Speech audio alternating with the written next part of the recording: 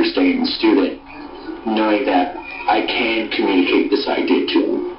I'm sure you've had teachers in the past where they try to explain it one way, you don't get it, and they just sort of quit on you. So I think that would be a good attribute for me. That's good. Do you have any specific goals that you've established for this career?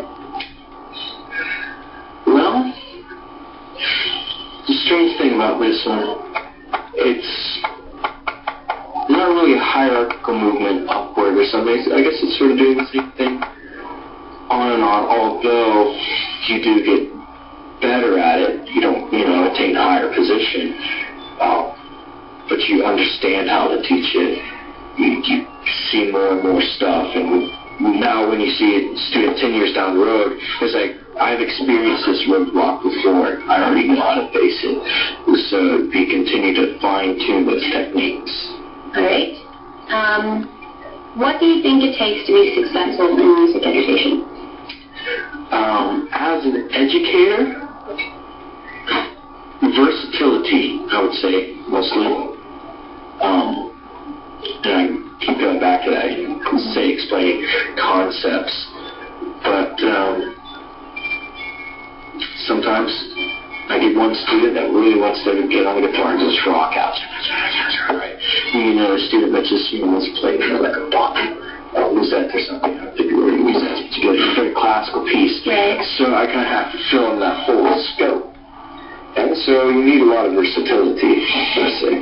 Okay. What has been your most rewarding accomplishment?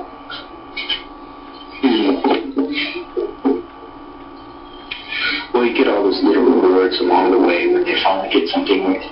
You work for maybe a piece, like a font on it, and they finally get it and you're able to perform it. Maybe you make a little recording of it, even though I don't feel like it when I do that.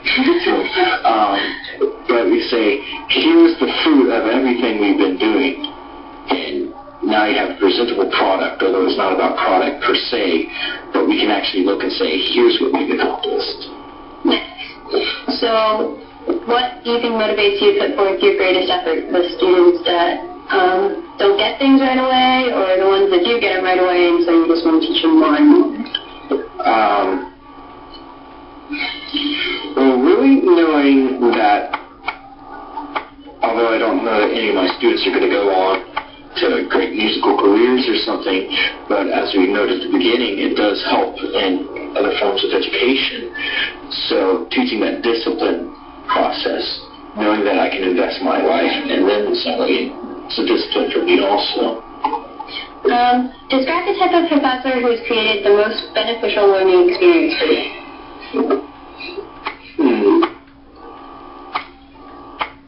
I can think of Dr. Shermer, a composition professor at JU.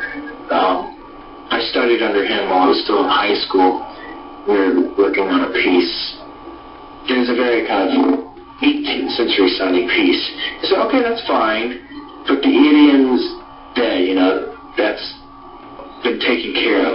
Let's do something new. That whole idea, okay, people have done that before, but what's going to be next? Not necessarily being new for the sake of being new, but where can we expand? Where can we go beyond that? Who do you admire most and why?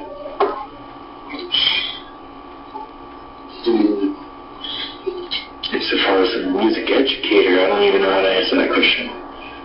Who would I admire most? I think the last train to the coast. That's all I know how to say. I don't know really about much input, man. I know that you said that you were talking a lot about how language and music sort of go together. Do you have a sort of cumulative philosophy that you teach by? That would be particularly it. The big thing about Suzuki's method, and I kind of follow, that's how I learn violin, is everyone can learn. The concept has always been, hey, this person has natural talent for it, and they pick it up, and other people just simply can't. His idea is everyone can learn language, everyone can learn music. So maybe to a varying degree, certain type of people are better with language, also, but I believe everyone can do it. And do you have any advice for those of us who want to go into the music education field?